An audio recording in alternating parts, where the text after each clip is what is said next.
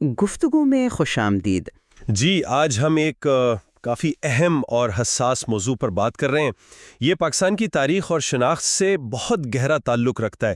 ہم کوشش کریں گے خاص طور پر عمران خان کی کتاب پاکستان ذاتی تاریخ کے کچھ اقتباسات کی روشنی میں یہ سمجھنے کی کہ آزادی کے بعد پاکستان پر نو آبادیاتی ورثے کے اثرات کتنے گہرے تھے اور کیا آپ کہہ لیں وہ آج بھی محسوس کیے جاتے ہیں۔ بالکل، اور یہ کتاب جو ہے اس کے ذریعے جو ذاتی مشاہدات اور تاریخی حوالے سامنے آئے ہیں وہ ایک بنیادی سوال کو جنم دیتے ہیں، اور اسی پر آج ہم غور کریں گے کہ کیا پاکستان کی آزادی کے بعد حکمران اشرافیہ نے انہوں نے نو آبادیاتی دور کے نظام، خاص طور پر تعلیم، انتظامیہ اور سب سے بڑھ کر ایک خاص قسم کی ذہنیت کو شعوری یا لاشعوری طور پر برقرار رکھا، اور کیا اس تسلسل نے ملک کی ترقی کی راہ میں رکاوٹیں کھڑی کی؟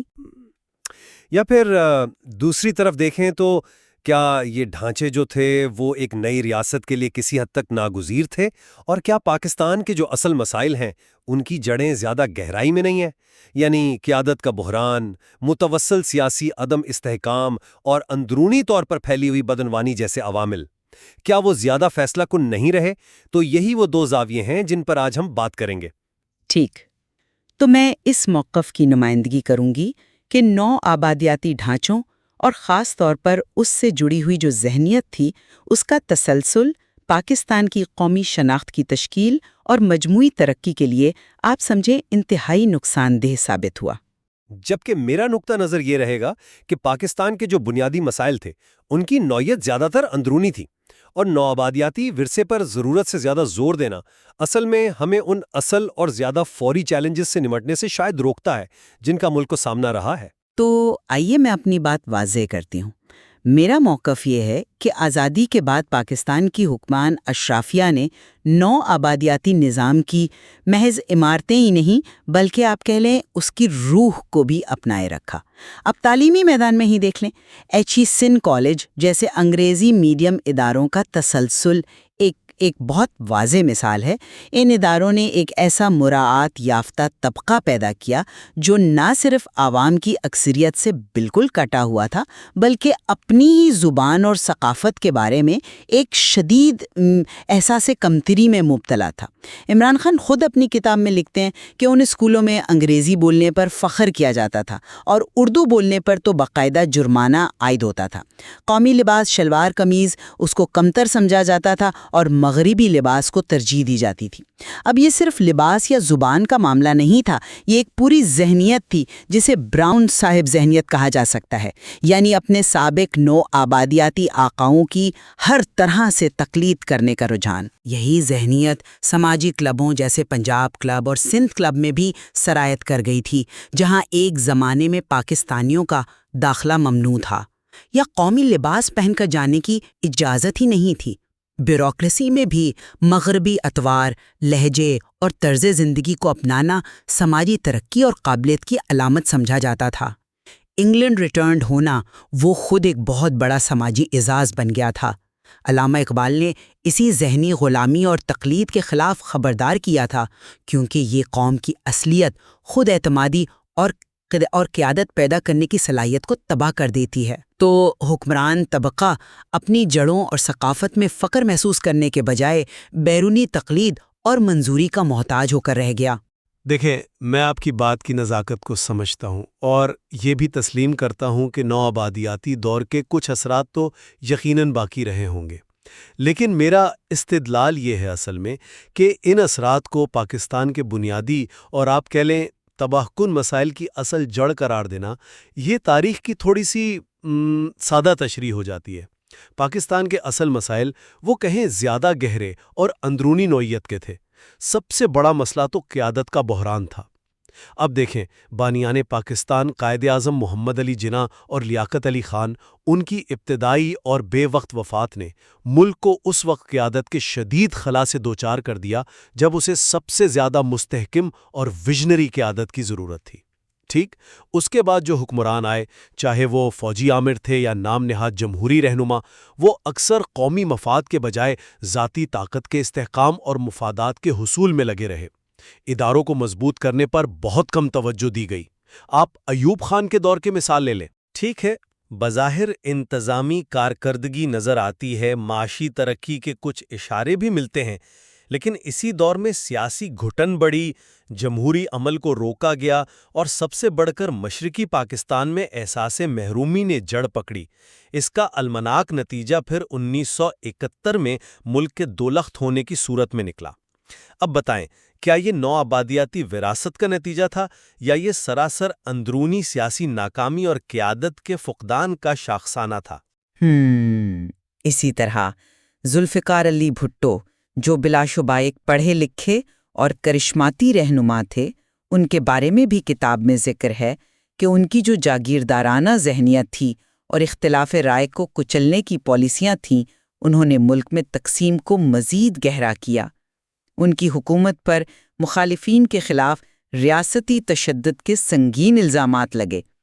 پھر بعد کے ادوار کو دیکھیں، شریف خاندان اور بھٹو خاندان کی حکومتیں، ان میں بدعنوانی اور اقربا پروری اپنے عروج پر پہنچ گئیں۔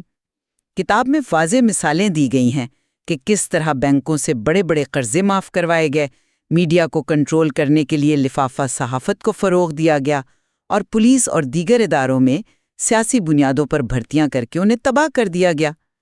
تو کیا یہ سب نو آبادیاتی ذہنیت کی وجہ سے تھا یا یہ حکمرانوں کی ذاتی لالچ، بدعنوانی اور نااہلی کا نتیجہ تھا؟ میرے خیال میں نو آبادیاتی وراثت پر سارا ملبہ ڈال دینا یہ ان اندرونی ناکامیوں پر پردہ ڈالنے کے مترادف ہے جن کا ہمیں زیادہ سنجیدگی سے محاسبہ کرنے کی ضرورت ہے۔ الگ تھلگ تھیں۔ آئیے تعلیم کے نظام کو ہی دوبارہ لے لیں، جس کا میں نے پہلے ذکر کیا۔ یہ جو دوہرا نظام تھا، ایک طرف ایلیٹ انگریزی میڈیم سکول اور دوسری طرف عوام کے لیے اردو میڈیم سکول، کیا یہ صرف آزادی کے بعد کی حکومتوں کی ناکامی تھی یا یہ اس نو آبادیاتی دور کی پالیسی کا تسلسل تھا جس کا مقصد ہی ایک ایسا حکمران طبقہ پیدا کرنا تھا جو عوام سے بالکل الگ تھلگ ہو؟ اس نظام نے معاشرے میں جو گہری اور آپ کہیں ناانصافی پر مبنی تقسیم پیدا کی، اس نے مواقع کی غیر مساوی تقسیم کو جنم دیا۔ انگریزی میڈیم سے نکلنے والوں کو بہترین ملازمتیں اور اعلیٰ سماجی حیثیت ملی، جبکہ اردو میڈیم سے پڑھنے والی اکثریت وہ احساس محرومی کا شکار رہی۔ عمران خان کا اپنی کتاب میں لاہور کرکٹ ٹیم کا وہ تجربہ یاد کریں جہاں وہ لکھتے ہیں کہ انہیں اپنی ہی ٹیم کے اردو میڈیم کھلاڑیوں سے بات چیت کرنے میں شدید مشکل پیش آئی۔ کیوں؟ کیونکہ ان کے درمیان ایک وسیع تعلیمی و ثقافتی خلیج حائل تھی۔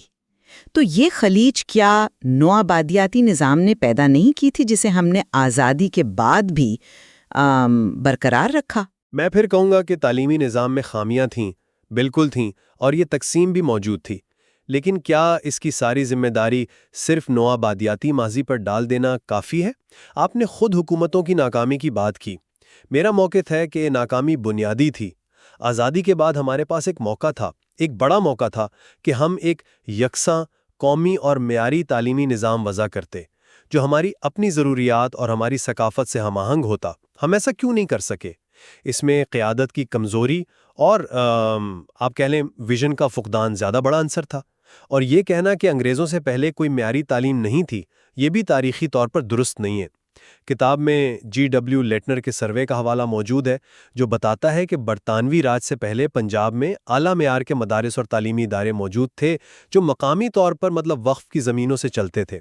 انگریزوں نے اس نظام کو ختم کر کے اپنا نظام مسلط کیا، لیکن آزادی کے بعد ہم اس پرانے نظام کو بحال کرنے یا کوئی نیا مؤثر نظام بنانے میں ناکام رہے۔ پھر بھٹو دور میں تعلیمی اداروں کو قومیانی کی پالیسی کو ہی دیکھ لیں۔ مقصد شاید نیک تھا بظاہر، لیکن اس کے نتیجے میں کیا ہوا؟ معیار گرا، اساتذہ کی بھرتیاں سیاسی ہو گئیں اور تعلیمی ادارے سیاسی مداخلت کا شکار ہو گئے۔ تو کیا یہ نوآبادیاتی وراثت تھی یا یہ بعد کی ناقص پالیسی سازی اور بد انتظامی تھی؟ میرے خیال میں الزام صرف ماضی پر ڈالنے کے بجائے ہمیں اپنی بعد کی کوتاہیوں کا بھی اعتراف کرنا چاہیے۔ آپ بعد کی کوتاہیوں کی بات کرتے ہیں، لیکن کیا یہ کوتاہیاں اس گہری ثقافتی اور نفسیاتی بیماری سے الگ ہیں جو نوآبادیات نے پیدا کی؟ میرا دوسرا نقطہ اسی ثقافتی شناخت اور احساس کمتری سے متعلق ہے۔ دیکھیں، نوآبادیاتی دور نے صرف نظام ہی نہیں بدلے، اس نے ذہنوں کو بھی غلام بنایا۔ حکمران طبقے میں اپنی ثقافت، اپنی زبان، حتیٰ کہ اپنے لباس جیسے شلوار قمیض کے حوالے سے ایک شدید احساس کمتری پیدا کر دیا گیا۔ مغربی طرز زندگی، مغربی زبان، مغربی لباس، ان سب کی تقلید کو برتری اور ترقی کی علامت سمجھا جانے لگا۔ اس نے قومی خود اعتمادی کو ناقابل تلافی نقصان پہنچایا۔ کتاب میں کلبوں کے ماحول کا جو نقشہ کھینچا گیا ہے، جہاں انگریزی بولی جاتی تھی، مغربی لباس پہنا جاتا تھا اور بعض اوقات تو جیسے میں نے کہا پاکستانی قومی لباس میں داخلہ بھی ممنوع تھا، وہ اسی ذہنی غلامی کی عکاسی کرتا ہے۔ عمران خان نے خود کوہ قراقرم میں ٹریکنگ کے دوران اپنے مغربی لباس پر جو شرمندگی محسوس کی جب انہوں نے مقامی لوگوں کو فخر سے اپنا روایتی لباس پہنے دیکھا، وہ اس تضاد کو بالکل واضح کرتا ہے۔ کا ایک سوچا سمجھا نفسیاتی حربہ تھا جس کے اثرات آزادی کے بعد بھی دہائیوں تک جاری رہے۔ کیا یہ احساس کمتری بعد کی قیادت کی ناکامیوں کی جڑ میں نہیں تھا؟ میں سمجھتا ہوں کہ ثقافتی شناخت کا معاملہ بہت پیچیدہ ہے اور اسے صرف نو آبادیاتی اثر کے خانے میں بند نہیں کیا جا سکتا۔ آپ نے عمران خان کی وہ مثال دی کہ قبائلی علاقوں کے لوگ جہاں نو آبادیاتی اثر نسبتاً کم تھا، وہ اپنی ثقافت پر زیادہ فخر کرتے ہیں۔ یہ ایک اہم نقطہ ہے۔ یہ ظاہر کرتا ہے کہ یہ مسئلہ شاید صرف نو آبادیاتی وراثت کا نہیں، بلکہ شہری اور دیہی علاقوں یا مرکز اور دور دراز علاقوں کے درمیان جو سماجی، معاشی اور سیاسی فرق موجود ہے، یہ اس کی بھی عکاسی کرتا ہے۔ اشرافیہ کا اپنی ثقافت سے دور ہونا صرف نو آبادیاتی وراثت کا نتیجہ نہیں ہے، یہ طاقت، دولت اور جو عالمی اثرات ہیں ان کے نئے ڈھانچوں سے بھی جڑا ہوا ہے۔ کیا ہم گلوبلائزیشن کے اثرات کو نظر انداز کر سکتے ہیں؟ آج دنیا بھر میں مقامی ثقافتوں کو عالمی ثقافتی دھاروں سے چیلنج درپیش ہے۔ تو پاکستان کی اشرافیہ کا مغربی طرز زندگی اپنانا، کیا یہ صرف ماضی کی تقلید ہے یا موجودہ عالمی نظام میں اپنی جگہ بنانے کی کوشش بھی؟ میں یہ نہیں کہہ رہا کہ نو آبادیاتی اثر نہیں تھا، بالکل تھا، لیکن اسے واحد یا سب سے بڑا عنصر قرار دینا، یہ شاید مسئلے کو ضرورت سے زیادہ آسان بنانا ہے۔ اصل تصویر زیادہ پیچیدہ ہے، جس میں کئی عوامل کار فرما ہیں۔ آپ اندرونی عوامل اور عالمی اثرات کی بات کرتے ہیں، لیکن طرز حکمرانی اور اداروں کی ساخت کا کیا کریں جو ہمیں ورثے میں ملے؟ میرا تیسرا اہم نقطہ یہی ہے۔ پاکستان نے بیوروکریسی اور فوج کے جو ڈھانچے ورثے میں پائے، وہ بنیادی طور پر نو آبادیاتی ضروریات کے تحت بنائے گئے تھے۔ ان کا بنیادی مقصد عوام پر حکومت کرنا تھا، نظم و نسق قائم رکھنا اور ریاست کے مفادات کا تحفظ کرنا تھا، نہ کہ عوام کی خدمت کرنا۔ وہ جو عوام سے دوری تھی، حکم چلانے کا انداز، فائلوں کا پیچیدہ نظام، یہ سب نو آبادیاتی وراثت تھی۔ لارڈ میکالے کا مشہور زمانہ قول یاد کریں کہ وہ ایک ایسا طبقہ پیدا کرنا چاہتے تھے جو خون اور رنگ میں ہندوستانی ہو مگر سوچ، ذوق، رائے اور اخلاق میں انگریز ہو۔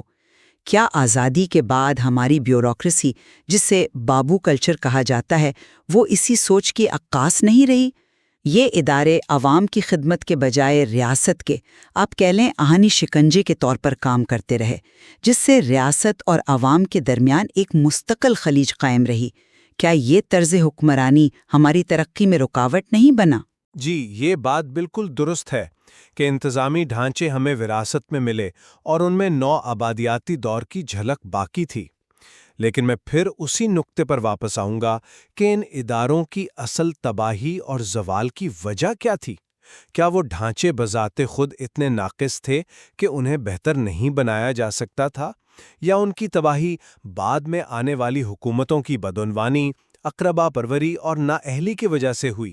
آپ نے بابو کلچر کی بات کی، لیکن جب اسی بیوروکریسی میں سیاسی مداخلت شروع ہوئی، میرٹ کو پامال کیا گیا، پولیس میں سیاسی بنیادوں پر بھرتیاں ہوئیں، افسران کو ذاتی وفاداری کی بنیاد پر نوازا گیا، تو کیا اس تباہی کا ذمہ دار نو آبادیاتی ڈھانچہ تھا یا بعد کی سیاسی قیادت؟ کتاب میں عمران خان کے بزرگوں کا وہ تبصرہ بھی قابل غور ہے کہ انگریزوں کے دور میں نچلی سطح پر بدعنوانی تو تھی، لیکن اعلیٰ سطح پر کم تھی۔ اس سے کیا ظاہر ہوتا ہے؟ یہی کہ مسئلہ صرف ڈھانچے کا نہیں ہوتا، بلکہ اس کو چلانے والوں کی نیت، اہلیت اور اخلاقی معیار کا بھی ہوتا ہے۔ اگر آزادی کے بعد قیادت اہل، ایماندار اور عوام دوست ہوتی، تو وہ انہی ڈھانچوں کو عوامی خدمت کے لیے بہتر انداز میں استعمال کر سکتی تھی، جیسا کہ دنیا کے کئی دیگر پوسٹ کالونیل ریاستوں نے کیا۔ آپ قیادت کی نیت اور اہلیت پر زور دے رہے ہیں، جو اپنی جگہ اہم ہے، لیکن کیا قیادت کی سوچ اور ویژن خود اس نوآبادیاتی ذہنیت سے متاثر نہیں تھی جس کا میں بار بار ذکر کر رہی ہوں؟ یہ مجھے میرے آخری نقطے کی طرف لاتا ہے، یعنی علامہ اقبال کا فلسفہ خودی اور پاکستان میں اس کی عملی ناکامی۔ دیکھیں، اقبال نے اپنی پوری شاعری اور فکر میں غلامانہ ذہنیت، مغربی تہذیب کی اندھی تقلید اور احساس کمتری کے خلاف جہاد کیا۔ انہوں نے خودی یعنی اپنی ذات کی پہچان، خود اعتمادی اور اپنی ثقافتی و روحانی بنیادوں پر فخر کا ایک انقلابی پیغام دیا۔ پاکستان کا قیام نظریاتی طور پر اسی فلسفے سے جڑا تھا، لیکن عملی طور پر کیا ہوا؟ میرے نزدیک پاکستان کے حکمران طبقے کی سب سے بڑی ناکامیوں میں سے ایک اقبال کے اس پیغام کو سمجھنے اور اپنانے میں ناکامی ہے۔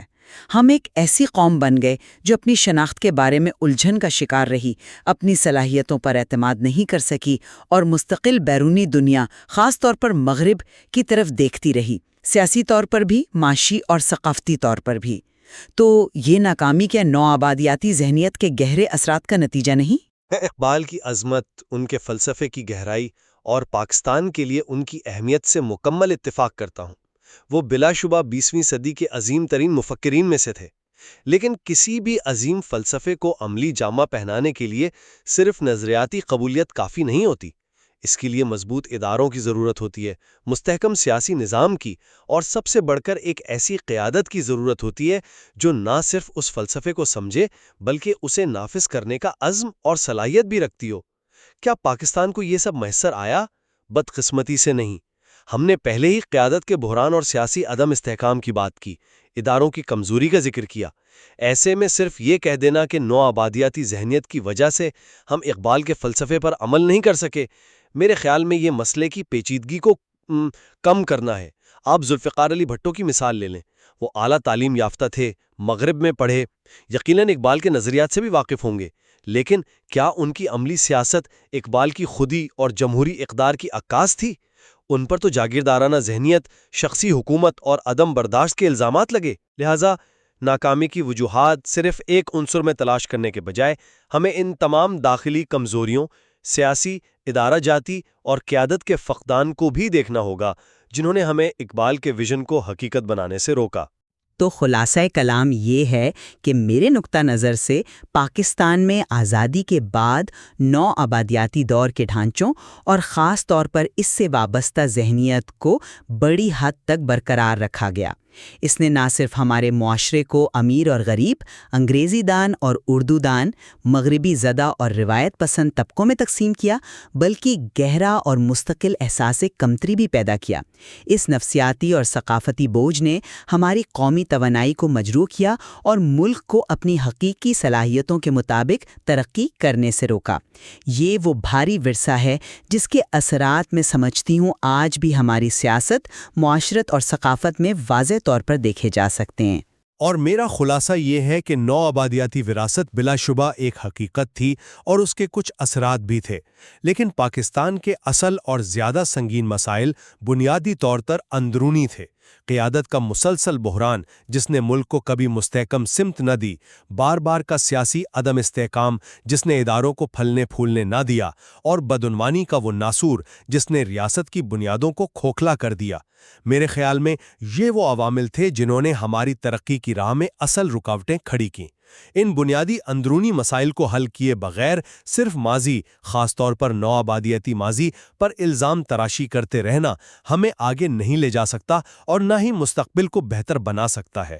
جی، تو آج کی یہ گفتگو یہ ظاہر کرتی ہے کہ پاکستان کے مسائل کی جڑیں کتنی گہری، کثیر الجہتی اور واقعی پیچیدہ ہیں۔ یہ واضح ہے کہ کسی ایک عنصر کو تمام مسائل کا ذمہ دار ٹھہرانا ممکن نہیں۔ نوآبادیاتی تاریخ نے بلا شبہ ایک کردار ادا کیا، لیکن آزادی کے بعد کے اندرونی عوامل، فیصلے اور ناکامیاں بھی اتنی ہی اہم ہیں۔ بالکل، اور عمران خان کی ذاتی تاریخ جس سے ہم نے یہ بحث شروع کی، وہ ان مختلف پہلوؤں، نوآبادیاتی اثرات، ثقافتی تضادات، قیادت کی ناکامیوں اور ادارہ جاتی کمزوریوں پر مزید سوچ بچار اور تحقیق کی دعوت دیتی ہے۔ یہ ظاہر کرتی ہے کہ اس موضوع کی کئی پرتیں ہیں اور اسے سمجھنے کے لیے مختلف زاویوں سے دیکھنا، بحث کرنا اور تجزیہ کرنا ضروری ہے۔ اس میں بلا شبہ ابھی بہت کچھ جاننے اور سمجھنے کو باقی ہے۔